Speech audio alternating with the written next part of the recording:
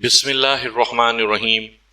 सामीन कराम, आप सुन रहे हैं इंस्पेक्टर अहमद यार खान सीरीज़ के सिलसिले की एक उर्दू कहानी मैं आज भी हैरान हूँ, जिसके मुसन्निफ़ खुद इंस्पेक्टर अहमद यार खान हैं और ये इस सिलसिले की पहली किस्त है। मुझे उम्मीद है आपको मेरी ये काविश पसंद आएगी।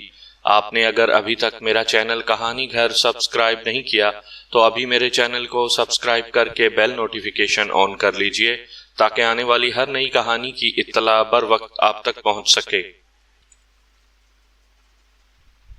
बाज़ औक़ात ऐसे हैरान कुन होते हैं कि सच्चे होने के बावजूद झूठे लगते हैं। पुलिस वालों के सामने ऐसे वाक़यात ज़्यादा आते हैं जो आम शहरियों के लिए नाकाबिले यकीन हद तक हैरान कुन होते हैं। ये वाक़या जो मैं आपको सुनाने लगा हूँ ऐसे ही वाक़यात में से एक वाक़या है। ये सामीन के लिए शायद नाकाबिले यकीन हो, लेकिन मुझ जैसे आदमी के लिए जिसने पुलिस सर्विस में 25 साल कत्ल, डाके और बेशुमार जराइम की तफ्तीश के सिलसिले में लोगों के घरों के अंदर के और दिलों के अंदर के भेद बहुत करीब से देखे हों, ये वाक़या नाकाबिले यकीन या हैरान को नहीं बल्कि अलबत्ता गैर मामूली ज़रूर है। ये जज्बात और जज्बा ईसार की एक गैर मामूली मिसाल है और ये मेरा एक ऐसा केस है जिसकी मैंने तफ्तीश मुकम्मल कर दी थी। कातिल को फांसी दे दी गई थी, लेकिन 20 साल बाद पता चला कि मेरी तफ्तीश मुकम्मल नहीं थी। 1962 का जिक्र है। पाकिस्तान के एक शहर में एक आदमी को देखा। शक हुआ कि उसे पहले भी कहीं देखा है। वो भी मुझे देखकर ठिठक गया। वो सामने से आ रहा था, मुझे देखता रहा। करीब आकर हम दोनों रुक गए। उसने हाथ आगे किया और मुस्कुराकर मुझसे पूछा, कहाँ हैं आप? मैंने उससे हाथ मिलाया और अपने गांव का नाम बताया। मैं याद करने की कोशिश कर रहा था कि इसे कहाँ देखा है। 25 साल की सर्विस में लाखों इंसानों से पाला पड़ा था। उनमें मुल्जिम, मुश्तबा, गवाह और अदालतों के अहलकार थे। किसे किसे याद रखा जा सकता है? उसने पूछा, आप तो अब DSP या SP होंगे। मैंने उसे बताया कि पाकिस्तान बना तो 2-2.5 साल बाद पेंशन मिल गई थी। फिर मैंने उससे पूछा, आपका चेहरा जाना पहचाना है, याद नहीं आ रहा, कहाँ देखा था? आप इंडिया में SHO थे। उसने कहा, मुझे आपने कॉलेज के एक लड़के के कत्ल के सिलसिले में हिरासत में लिया था। ओह, याद आया, मैंने कहा। फिर असल कातिल खुद ही थाने में आ गया था और मैंने आपको तफ्तीश से खारिज कर दिया था। मुझे 20 साल पहले का यह कत्ल याद आ गया। हमारी दूसरी मुलाकात 1946 में दिल्ली में कायदे आज़म रहमतुल्लाह अलैह के जलसे में हुई थी। उसने कहा, वो मुस्लिम लीग का तारीखी जलसा था। फिर उसने अपना नाम बताया। मेरा नाम रशीद है। मुझे ये मुलाकात भी याद आ गई। मैं उस अजीम जलसे में CID इंस्पेक्टर की हैसियत से गया था और रशीद मुस्लिम लीग का वर्कर था, और उसके साथ ही मुझे 20 साल पुराना कत्ल का वो केस याद आ गया जिसमें मैंने रशीद को मुश्तबा समझकर हिरासत में लिया था, गिरफ्तार नहीं किया था। केस ये था कि 1942 की एक रात 9 बजे के लगभग मैं अपने पुलिस स्टेशन से मुल्हिका क्वार्टर में खाना खा रहा था। मैं SHO था। एक कांस्टेबल ने आकर बताया कि कत्ल की एक रिपोर्ट आई है। लाश फलां होटल की दूसरी मंजिल के एक कमरे में पड़ी है। मैं दफ्तर में गया। होटल का मालिक रिपोर्ट देने आया था। उसने बताया कि उसके होटल की दूसरी मंजिल पर रिहाइश के 11 कमरे हैं। तकरीबन 8:15 बजे एक बहरा एक कमरे के सामने से गुजर रहा था। उसे कमरे के अंदर से चीख सुनाई दी। उसने दरवाजा खोला तो उसकी नज़र फर्श पर पड़ी, जहां उस कमरे में रहने वाले 3rd ईयर का एक स्टूडेंट फर्श पर तड़प रहा था और उसका खून बह रहा था। उसकी उम्र का एक लड़का जो उसके पास खड़ा था, बहरे को देखकर इतना तेज दरवाजे की तरफ दौड़ा कि बहरे को उसका धक्का लगा। बहरा गिरते गिरते बचा और वो लड़का भाग गया। बहरे ने उसका पीछा करने के बजाय होटल के मैनेजर को जा बताया। मैनेजर ने मालिक को बताया। सब कमरे में गए तो लड़का मर चुका था। मैंने 2 कांस्टेबल साथ लिए और होटल में पहुंचा। वहां सबसे पहली खराबी ये देखी कि होटल के बाहर इतने लोग जमा थे कि ट्रैफिक रुकी हुई थी। होटल के खाने के हाल में तमाशाइयों का हजूम था, और जब मैं ऊपर गया तो रिहायशी कमरों के सामने लोग सर के बालों की तरह जमा थे। मैंने और कांस्टेबलों ने बड़ी ही मुश्किल से लोगों को हटाया। वहां तो आंसू गैस फेंकने की भी जरूरत महसूस हो रही थी। चंद आदमी कमरे के अंदर भी चले गए थे, اس کا نتیجہ یہ تھا کہ پاؤں اور انگلیوں کے نشان ملنے کا سوال ہی ختم ہو گیا تھا۔ یہ نشان قتل کی ایسی واردات کی تفتیش میں مدد دیتے ہیں جس کا مجرم کوئی اور سراغ چھوڑے بغیر بھاگ گیا ہو۔ لوگوں کو برآمدے میں سے ہٹایا۔ جب ہجوم چلا گیا تو کمرے اور برآمدے میں خون ہی خون تھا، جو تماشائی اپنی جوتیوں کے ساتھ کمرے سے باہر لے آئے تھے۔ مقتول فرش پر پڑا تھا۔ 18-19 سال کی عمر کا ایک خوبرو مسلمان نوجوان تھا۔ لاش فرش پر پیٹھ کے بل پڑی تھی۔ قمیض ہٹا کر دیکھا، دل کے مقام پر چاقو کا زخم تھا۔ چاقو اس کے قریب پڑا تھا۔ خون بہہ کر دروازے سے بھی باہر تک چلا گیا تھا۔ فرش پر ٹوٹی ہوئی ایک چائے دانی کے ٹکڑے بکھرے ہوئے تھے اور ایک ٹوٹی ہوئی پیالی کے 2 ٹکڑے ذرا دور پڑے تھے۔ کمرے میں نے ہر چیز کو غور سے دیکھا۔ میز کی دراز میں مقتول کی گھڑی رکھی تھی۔ 1 نوٹ 5 روپے کا اور 3 1 روپے کے سکے پڑے تھے۔ ٹرنک کا تالا بند تھا۔ میرے سامنے یہ سوال آیا، کیا یہ قتل ڈکیتی کے لیے کیا گیا ہے؟ اس سوال کا جواب مجھے کالج کے 2 طالب علموں سے جلد ہی مل گیا جو ہوٹل میں کھانا کھا رہے تھے۔ وہ خود ہی آ گئے، کمرے کے دروازے میں آ کر کھڑے ہو گئے۔ میں نے انہیں وہاں سے چلے جانے کو کہا تو ایک نے کہا، ہم آپ کی مدد کرنا چاہتے ہیں۔ قاتل شاید وہی لڑکا تھا جسے ہم نے قتل سے پہلے کھانے کے حال سے گزر کر بالائی منزل پر جاتے دیکھا تھا۔ رہائشی کمروں میں جانے کا ایک راستہ ہال میں سے بھی تھا۔ سیڑھیاں ہال سے اوپر جاتی تھی اور دوسرا راستہ جو مجھے دکھایا گیا وہ پچھواڑے سے تھا۔ وہ بھی سیڑھیاں تھیں، ان کے ساتھ کچھ جگہ کھلی تھی اور ذرا پرے ہوٹل کے ملازموں وغیرہ کے 3-4 کمرے تھے۔ ان لوگوں نے بتایا کہ مقتول ان کا کلاس فیلو تھا، 3rd ایئر میں پڑھتا تھا۔ اس کالج کے ایک لڑکے کے ساتھ مقتول کی لڑائی ہوئی تھی۔ اس لڑکے کا نام رشید ہے اور وہ ہاسٹل میں رہتا ہے۔ ہمارے کالج سے تھوڑی دور لڑکیوں کا کالج ہے۔ لڑکے اپنے کالج سے نکل کر لڑکیوں کو پریشان کرتے رہتے ہیں۔ مقتول رفت نام کی ایک طالبہ کے پیچھے پڑا ہوا تھا۔ اس لڑکی کا دوستانہ رشید کے ساتھ ہے۔ انہیں اکثر اکٹھے دیکھا گیا ہے۔ مقتول کا خیال تھا کہ لڑکی اچھے چال چلن کی نہیں، وہ اسے پھانسنے کی کوشش کرتا رہتا تھا۔ پرسوں رشید اور مقتول کی لڑائی ہوئی تھی۔ رفت چونکہ بہت خوبصورت لڑکی ہے اور امیر والدین کی بیٹی ہونے کی وجہ سے شوخ بھی ہے، اس لیے لڑکوں کے کالج میں اس کا چرچا عام رہتا ہے۔ رشید بھی امیر کبیر خاندان کا لڑکا ہے۔ ان دونوں لڑکوں نے مزید بتایا کہ وہ ہوٹل میں شام کا کھانا کھا رہے تھے۔ انہوں نے رشید کو کھانے کے حال میں داخل ہوتے دیکھا۔ وہ رکا اور حال میں بیٹھے ہوئے تمام لوگوں پر نگاہ دوڑائی۔ اس کا چہرہ بتا رہا تھا کہ وہ غصے میں ہے۔ وہ سیڑھیوں پر چڑھ گیا۔ 10-15 منٹ بعد اوپر سے کسی نے شور مچایا، قتل ہو گیا، لڑکا مارا گیا۔ تمام لوگ جو حال میں کھا پی رہے تھے دوڑتے ہوئے اوپر چلے گئے۔ ان دونوں لڑکوں نے جب اوپر جا کر مقتول کو دیکھا تو انہیں یقین ہو گیا کہ اسے رشید قتل کر گیا ہے۔ قتل کی وجہ اور تحریک واضح تھی۔ میں نے دونوں لڑکوں پر جرح کی۔ وہ جو کچھ جانتے تھے مجھے بتا دیا، مگر وہ موقع واردات کے گواہ نہیں تھے، صرف گواہ تھے جو میری تفتیش کے لیے بہت ضروری تھے۔ وہ مبینہ ملزم رشید کے متعلق جانتے تھے کہ ہاسٹل میں رہتا ہے۔ رفت کے گھر کا انہیں علم نہیں تھا، لہٰذا ان کی شہادت رشید کی گرفتاری کے لیے کافی نہیں تھی۔ رشید کو صرف شامل تفتیش کیا جا سکتا تھا۔ جس بیرے نے قاتل کو کمرے سے نکلتے دیکھا تھا اس نے بیان دیا کہ مقتول کے کمرے کا دروازہ بند تھا۔ اندر سے ایک چیخ سنائی دی اور پھر ایسی آواز آئی جیسے کسی کو اچانک بڑی سخت چوٹ لگی ہو اور وہ درد سے کرا رہا ہو۔ اس نے دروازہ کھولا۔ اس کے ہاتھ میں ٹرے اور ٹرے میں چائے کے برتن موجود تھے۔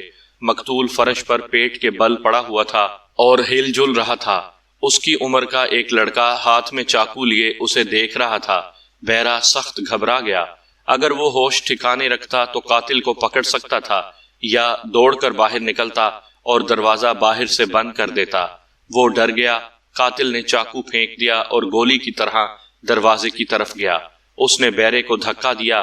اس کی ٹرے گر پڑی، چائے دانی اور ایک پیالی ٹوٹ گئی۔ قاتل بھاگ گیا۔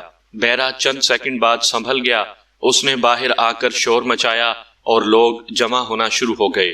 میں نے اس سے پوچھا، اگر قاتل تمہارے سامنے لایا جائے تو پہچان لوگے؟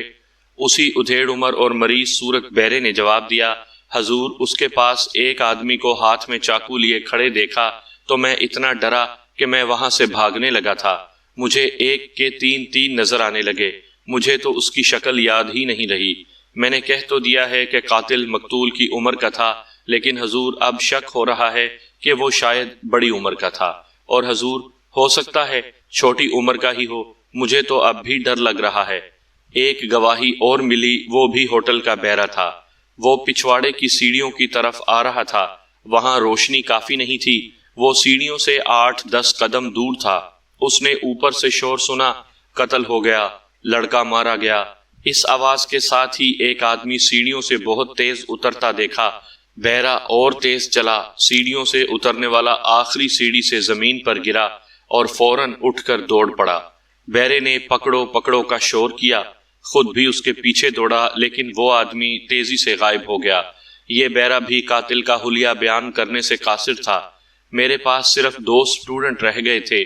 ان کے بیان کی روشنی میں ان کے کلاس فیلو رشید کو مشتبہ فرد کی حیثیت سے تفتیش میں شامل کر سکتا تھا۔ اگر مجھے قابل اعتماد مزید شہادت یا موقع کا کوئی پکا گواہ مل جاتا تو میں مقتول کی لاش کو پوسٹ مارٹم کے لیے بھیجنے سے پہلے رشید کو گرفتار کر لیتا۔ گرفتاری کا ابھی پورا جواز نہیں ملا تھا۔ رشید کے متعلق مجھے یہ فکر نہیں تھا کہ لاپتہ ہو جائے گا اور میں اس کا اتا پتہ معلوم نہیں کر سکوں گا۔ وہ اسٹوڈنٹ تھا، اس کے کالج سے آسانی سے اس کا پتہ لیا جا سکتا تھا۔ میں نے سب کو کمرے سے نکال دیا اور دروازہ بند کر کے مقتول کی میز کی درازیں دیکھیں۔ ٹرنک کی چابی دراز میں سے ملی۔ ٹرنک کی چیزیں نکال کر دیکھیں۔ مقتول کے بستر کو سونگھا، چادر اٹھا کر اچھی طرح دیکھی، تکیہ بہت ہی غور سے دیکھا۔ میں کسی لڑکی کا کوئی خط پلنگ یا تکیے پر، لڑکی کا ایک آدھ بال یا کسی لڑکی کے عطر کی خوشبو ڈھونڈ رہا تھا۔ مجھے ایسی کوئی چیز نظر نہیں آئی۔ میں نے ایک اور امکان پر غور کیا، کیا ہوٹل کے مالک نے لڑکے کو قتل کرایا ہے اور قتل کا باعث کوئی لڑکی ہے؟ میں نے دوسرے کمروں میں رہنے والوں سے پوچھا، کسی نے شک کا اظہار بھی نہ کیا کہ یہاں کوئی لڑکی آتی ہے۔ مجھے خود بھی اس ہوٹل کے متعلق ایسا کوئی شک نہ تھا۔ میرے علاقے میں رہائش والے جو ہوٹل تھے ان پر میری سخت نگاہ تھی۔ یہ ہوٹل اس معاملے میں صاف تھا۔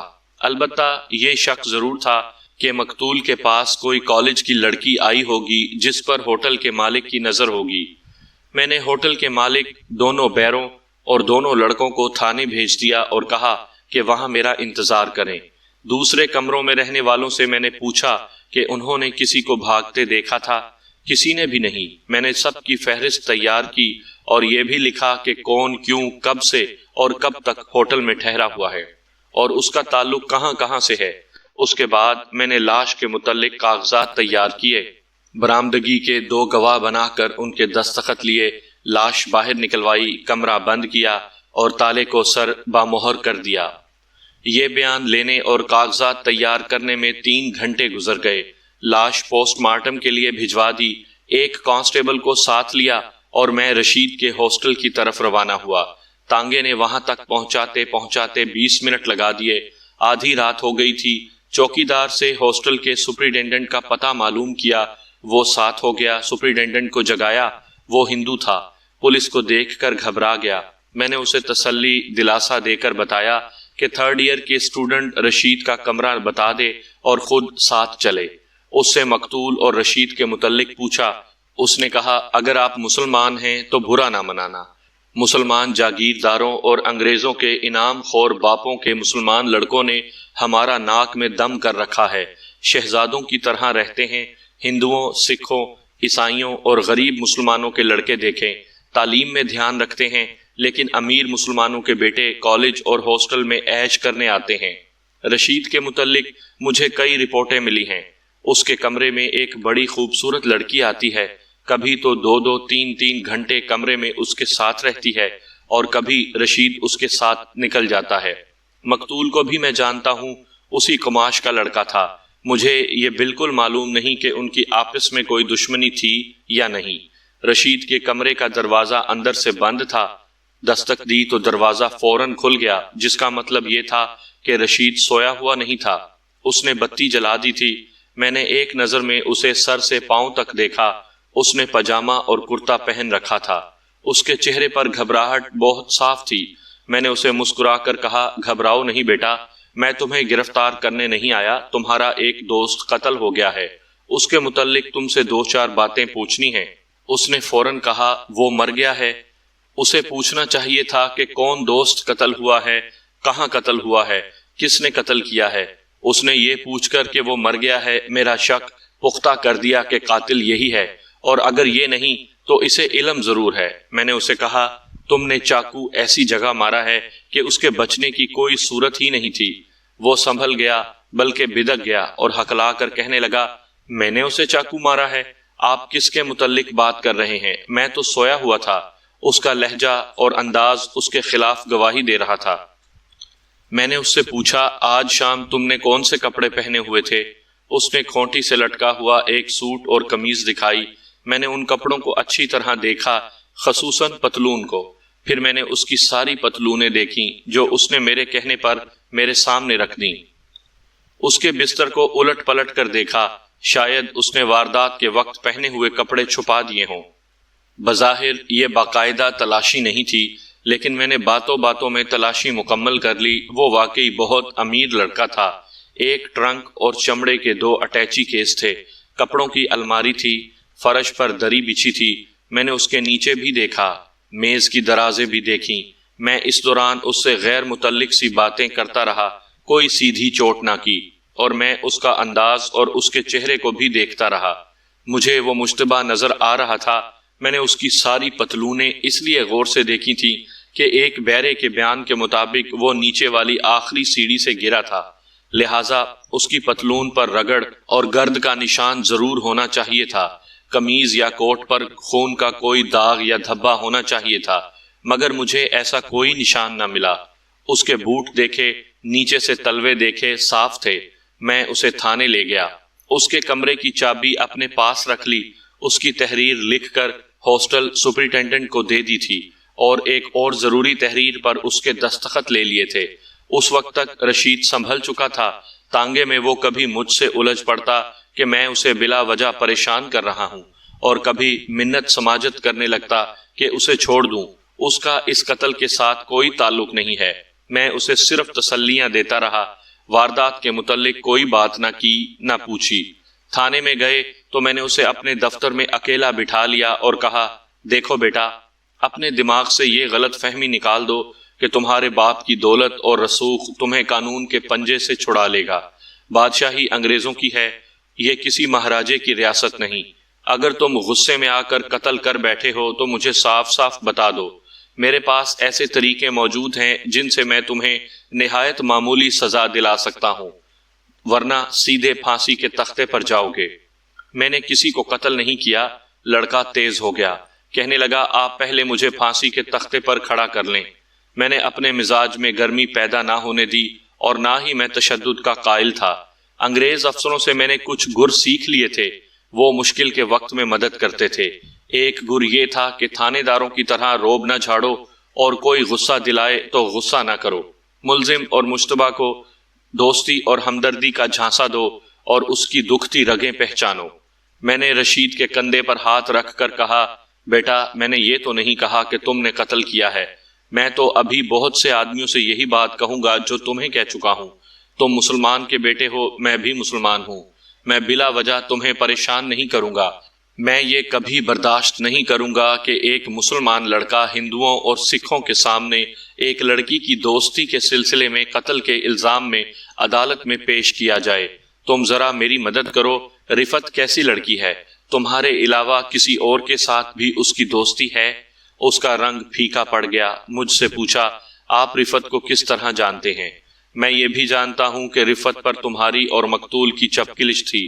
میں نے اسے بتایا تمہاری اور مقتول کی ہاتھا پائی بھی ہو چکی ہے۔ تم آج شام اس ہوٹل میں گئے تھے جہاں مقتول رہتا تھا، تم اسے قتل کر چکے تو ایک بہرا اندر آ گیا، تم اسے دھکا دے کر بھاگ گئے۔ میں یہ بھی جانتا ہوں کہ تم آخری سیڑھی سے گرے تھے۔ میں یہ بھی جانتا ہوں کہ تم نے مجھے اپنی 6 پتلونیں دکھائی ہیں، اور تم نے 7ویں پتلون کہیں چھپا دی ہے۔ تمہارے کمرے میں رفت کے ایسے نشانات موجود ہیں جنہیں تم چھپا نہیں سکتے۔ کمرے کی چابی میرے پاس ہے، اور میں نے اسے کہا مجھے 2 ایسی باتوں کا علم ہے جو تم سمجھتے ہو کہ کسی کو بھی معلوم نہیں، لیکن میں چاہتا ہوں کہ وہ 2 باتیں تم خود مجھے تفصیل سے بتا دو تاکہ میں اس تعاون کے بدلے تمہیں پھانسی اور عمر قید سے بچا سکوں۔ اس کی آنکھیں ٹھہر گئیں اور وہ میرے منہ کی طرف دیکھنے لگا۔ میں نے اس کی آنکھوں میں آنکھیں ڈال دیں۔ اس پر تو جیسے سکتہ طاری ہو گیا تھا۔ میں نے اسے پوری طرح پچھاڑنے کے لیے پوچھا، رفت کی سبز رنگ کی چوڑیاں تمہاری پسند ہیں یا رفت کی؟ وہ کچھ بھی نہ بولا۔ اس کی آنکھیں اور زیادہ کھل گئیں۔ میں نے کہا، گوری رنگت کی کلائی پر گہرا سبز رنگ کوئی اچھی پسند نہیں، یہ تو دیہاتی سا ذوق ہے۔ میں جب تمہاری طرح نیا نیا جوان ہوا تھا تو بھورے بالوں والی گوری رنگ کی لڑکی کی کلائیوں پر فیروزی رنگ کی چوڑیاں پسند کیا کرتا تھا۔ وہ اچانک سکتے سے بیدار ہو گیا اور بولا، آپ رفت سے مل چکے ہیں؟ اس نے کیا کہا تھا؟ ابھی نہیں بتاؤں گا کہ اس نے کیا کہا تھا۔ میں نے جواب دیا، میں اس سے مل چکا ہوں۔ میں نے جھوٹ بولا، اس لڑکی کو میں نے بالکل نہیں دیکھا تھا۔ رشید کے کمرے میں جب میں نے اس کے کپڑے اور بستر دیکھا تھا تو اس کے تکیے کے کنارے پر ایک لمبا بال نظر آیا۔ یہ ایک پولیس مین کی نظر تھی جس نے یہ بال دیکھ لیا تھا، کسی دوسرے آدمی کو نظر نہیں آ سکتا تھا۔ میں نے یہ بال رشید کی نظر بچا کر انگلیوں میں پکڑا اور اسے اس وقت غور سے دیکھا جب رشید اپنے ٹرنک میں سے مجھے دکھانے کے لیے کپڑے نکال رہا تھا۔ بال بہت باریک اور بھورے رنگ کا تھا۔ یہ کسی عام سی عورت کا بال نہیں تھا۔ بھورے بال ہمیشہ گورے رنگ کے انسان کے ہوتے ہیں، اسی لیے میں نے کہا تھا کہ گورے رنگ کی کلائی پر سبز چوڑیاں اچھی پسند نہیں ہیں۔ اس لڑکی کی چوڑیوں کا رنگ مجھے رشید کے کمرے میں ہی نظر آ گیا تھا۔ اس کے پلنگ کے ایک پائے کے ساتھ دری کی سلوٹ میں سبز رنگ کی ٹوٹی ہوئی چوڑی کا کوئی 1 انچ لمبا ٹکڑا پڑا تھا۔ وہ میں نے اٹھایا نہیں، صرف دیکھا تھا۔ یہ بال اور چوڑی کا ٹکڑا رفت کا ہی ہو سکتا تھا۔ ہاسٹل سپرنٹینڈنٹ نے بتایا تھا کہ یہ لڑکی اس کے کمرے میں آتی ہے اور دیر تک وہاں رہتی ہے، اور رشید کو یقین ہو گیا کہ میں اس کے کمرے میں جانے سے پہلے رفت سے مل چکا ہوں۔ اس کا سر جھک گیا۔ میں اب اس انتظار میں تھا کہ وہ اقبال جرم کر لے گا۔ اس نے سر اٹھایا اور کہا، یقین کریں انسپیکٹر صاحب، میں نے کسی کو قتل نہیں کیا۔ میں اپنی جرح کا اگلا گولا داغنے ہی لگا تھا کہ میرے دفتر کے دروازے میں ایک آدمی آن کھڑا ہوا۔ میں سمجھا کہ رشید کا کوئی عزیز ہوگا۔ میں نے رشید کو دیکھا۔ اس آدمی کو دیکھ کر رشید چونک گیا تھا۔ میں نے اس کے چہرے پر بڑی صاف تبدیلی دیکھی۔ اس آدمی کی عمر مجھے بعد میں پتا چلا کہ 42 سال ہے، لیکن چہرہ اتنا شگفتہ تھا کہ میری سراغ رساں نگاہوں میں زیادہ سے زیادہ 28 سال کا معلوم ہوتا تھا۔ میں نے اسے کہا، میں تفتیش میں مصروف ہوں، آپ باہر انتظار کریں۔ باہر جانے کے بجائے وہ میری میز کے قریب آ گیا اور کہا، ہوٹل کے کمرے میں جو لڑکا قتل ہوا ہے اس کا قاتل میں ہوں۔ میری تمام سروس میں شاید یہ ایک ہی موقع آیا تھا کہ میں بوکھلایا اور مضطرب ہو گیا۔ میں نے ایسے قاتل بھی دیکھے تھے جو میری جرح سے گھبرا کر اپنا جرم مان جاتے تھے، اور ایسے قاتل بھی میرے پاس آئے جنہوں نے اپنی بیوی کو یا اس کے آشنا کو یا دونوں کو قتل کیا اور آلۂ قتل کے ساتھ تھانے میں آئے اور اقبال جرم کر لیا۔ ہر پولیس انسپیکٹر کو خوشی ہوتی ہے کہ تفتیش اور سراغ رسانی سے بچے، مگر اس آدمی نے آ کر کہا کہ میں اس لڑکے کا قاتل ہوں تو مجھے ایسے محسوس ہوا جیسے اس آدمی نے مجھے سر کے بل پٹخ دیا ہو۔ چند سیکنڈ تو میری زبان بند رہی، جیسے میں بول بھی نہیں سکتا۔ میں دراصل رشید کو قاتل قرار دے چکا تھا اور میں اس کے اقبال جرم، ثبوت اور شہادت کی فکر میں تھا۔ اس آدمی نے مجھے گمراہ کر دیا۔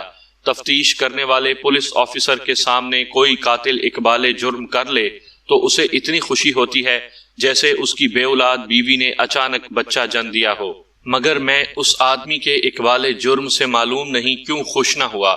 اگر کوئی آدمی تھانے میں جا کر کہے کہ میں نے ایک آدمی کو قتل کر دیا ہے اور وہ لاش بھی برآمد کروا لے تو یہ نہیں ہو سکتا کہ پولیس اسے فوراً عدالت میں لے جا کر سزا دلوا دے گی۔ پولیس کو استغاثہ، ثبوت، شہادت، آلۂ قتل وغیرہ عدالت میں پیش کرنا پڑتا ہے۔ اگر استغاثہ کمزور ہو تو اقبال جرم کر کے بھی قاتل بری ہو جاتے ہیں۔ اچانک میرا دماغ میرے قابو میں آ گیا۔ سب سے پہلے میں نے اس کی پتلون پر نظر ڈالی۔ اس کے دونوں گھٹنوں پر رگڑ کے نشانات تھے اور ان پر تھوڑی تھوڑی مٹی لگی ہوئی تھی۔ میں نے پوچھا، یہ اتنی اچھی پتلون آپ نے کہاں خراب کی ہے؟ میں اس لڑکے کو قتل کر کے بڑے آرام سے وہاں سے نکلنا چاہتا تھا، اس نے جواب دیا، مگر ایک بیرا اندر آ گیا۔ اسے دیکھ کر میں تیزی سے بھاگا اور بیرے کو دھکا دے کر باہر نکل گیا۔ اس کے ہاتھ میں ٹرے تھی، وہ گر پڑی۔ میں دوڑتا ہوا پچھواڑے کی سیڑھیوں سے اترا۔ آخری سیڑھی سے میں گھٹنوں کے بل زمین پر گرا۔ اوپر سے بیرے نے شور مچایا تو نیچے ایک آدمی میرے پیچھے دوڑا۔ میں اٹھ کر بھاگا اور نکل گیا۔ میں نے مٹی بہت دور جا کر جھاڑی تھی لیکن پوری طرح صاف نہیں ہوئی۔ اگر یہ آدمی اپنے دفاع میں بیان دے رہا ہوتا تو میں اس پر سوالوں کا جال پھینکتا۔ وہ تو اقبال جرم کر رہا تھا۔ میں نے اسے کرسی پر بٹھا لیا اور اس سے پوچھا، آپ مجھے کس طرح یقین دلا سکتے ہیں کہ آپ کا دماغ ٹھکانے ہیں اور آپ بقائمی ہوش و حواس اقبال جرم کر رہے ہیں؟ آپ ہی بتائیں کہ یقین کس طرح دلایا جا سکتا ہے؟ اس نے کہا۔ آلہ قتل کیا تھا؟ میں نے پوچھا۔ جو آپ کمرے سے اٹھا لائے ہیں، اس نے جواب دیا۔ ایک چاقو تھا جو میرا نہیں، مقتول کا تھا۔ میں نے اپنی میز پر رکھا ہوا چاقو جو کاغذ میں لپٹا ہوا تھا اور جسے اس پر لگے ہوئے خشک خون کے کیمیاوی معائنے کے لیے بھیجنا تھا، کاغذ سے نکال کر اسے دکھایا۔ اس نے چاقو کا دستہ اپنی مٹھی میں لے لیا اور کہا، جی یہی چاقو تھا۔ اس نے چاقو مجھے دے دیا۔ یہ کوئی معمولی آدمی معلوم نہیں ہوتا تھا۔ اس کی پتلون قیمتی تھی اور اس نے بند گلے والا جو سویٹر پہن رکھا تھا وہ بھی قیمتی تھا، مگر سویٹر سامنے سے اسی طرح پھٹا ہوا تھا جیسے کسی نے کینچی سے کاٹا ہو۔ پھٹی ہوئی جگہ تقریباً 3 انچ تھی۔ میں اس سے پوچھنے لگا تھا کہ یہ سویٹر کس طرح پھٹا ہے، لیکن میری زبان پر یہ سوال آ گیا، آپ نے اسے تقریباً کتنے بجے قتل کیا تھا؟ 8:30 بجے کے لگ بھگ۔ میں نے گھڑی دیکھ کر کہا، اب رات کے 2:07 ہو گئے ہیں۔ اگر آپ کو اقبال جرم ہی کرنا تھا تو اتنی دیر سے کیوں آئے؟ اور یہاں آنے کا آپ نے فیصلہ کس طرح کیا؟ میں اسے قتل نہیں کرنا چاہتا تھا، اس نے کہا۔ میں اسے سمجھانے بجھانے آیا تھا، میرے پاس کوئی ہتھیار نہیں تھا۔ اس نے میز کی دراز سے چاقو نکال لیا اور پوری طاقت سے مجھ پر وار کیا۔ میں پیچھے ہٹ گیا، اس کا چاقو میرے سویٹر میں لگا۔ اس نے سویٹر کی پھٹی ہوئی جگہ دکھا کر کہا، یہ دیکھیے۔ جب اس نے مجھ پر چاقو سے حملہ کیا تو میں غصے سے پاگل ہو گیا۔ مجھے یہ بالکل خطرہ نہیں تھا کہ وہ مجھے قتل کر سکے گا۔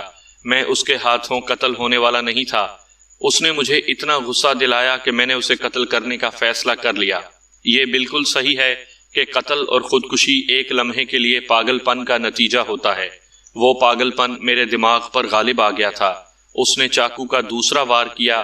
میں نے اس کی چاقو کی ہاتھ والی کلائی پکڑی اور اس کا بازو اتنی شدت سے مروڑا کہ چاقو اس کے ہاتھ سے گر پڑا۔ میں نے چاقو اٹھا کر اس کے عین دل میں اتار دیا۔ وہ لڑکھڑا کر گرا۔ اس نے چیخ ماری اور ایک بیرا اندر آ گیا۔ اس وقت لڑکا فرش پر اوندھے منہ پڑا تھا۔ میں نے چاقو پھینک دیا اور دروازے کی طرف بھاگتے ہوئے بیرے کو دھکا دیا اور نکل گیا۔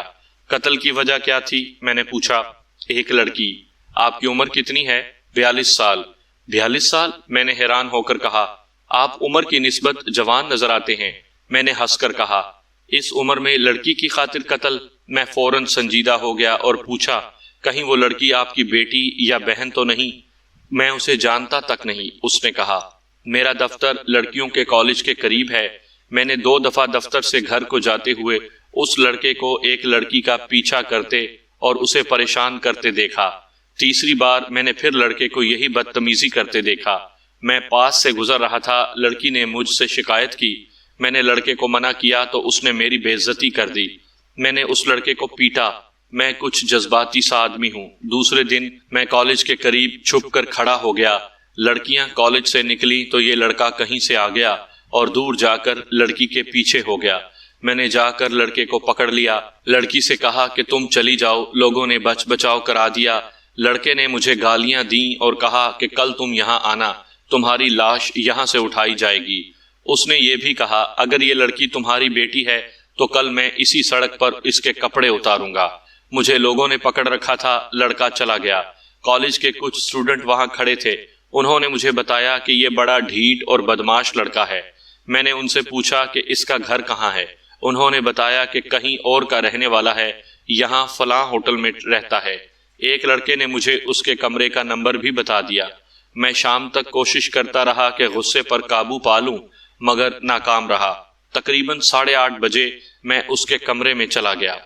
اگر وہ میری بات سن لیتا تو قتل نہ ہوتا۔ اس نے مجھ پر چاقو سے حملہ کر دیا تو آپ اپنے ڈیفنس کی یہ لائن اختیار کرنا چاہتے ہیں کہ آپ نے اسے اپنی جان بچانے یعنی حفاظت خود اختیاری کے لیے قتل کیا ہے؟ میں نے اس سے پوچھا۔ بالکل نہیں، اس نے کہا، میں ایسا کوئی گواہ پیش نہیں کر سکتا کہ اس نے مجھ پر حملہ کیا تھا۔ میں آپ کو یہ بتا رہا ہوں کہ میں نے اسے قتل کیا ہے۔ میں نے آپ سے یہ پوچھا تھا، میں نے کہا کہ آپ کو اتنی دیر بعد اپنے آپ کو پولیس کے حوالے کرنے کا خیال کیسے آیا؟ میں جرائم پیشہ غنڈہ یا لوفر لفنگا نہیں ہوں، اس نے جواب دیا۔ قتل جیسے بھیانک جرم کے متعلق تو میں سوچ بھی نہیں سکتا تھا، لیکن وہ میرے ہاتھوں قتل ہو گیا۔